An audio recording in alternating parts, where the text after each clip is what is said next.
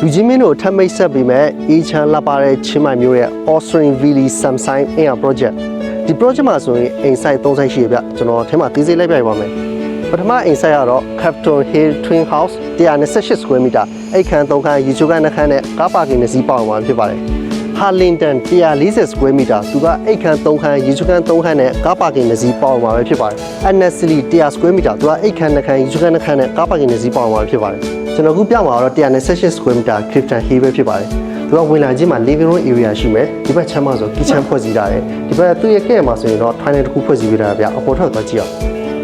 အပေါ်ထပ်မှာဆိုရင်အိတ်ခန်း3ခန်းနဲ့ toilet တစ်ခုဖွဲ့စည်းပေးထားတွေ့ရပါတယ်ဗျဒီမှာဆိုအိတ်ခန်း2ခန်းရှိမယ်ဒါတော့ နောက်မှာတော့ toilet လေးဖွဲ့စည်းပေးထားတွေ့ရပါတယ်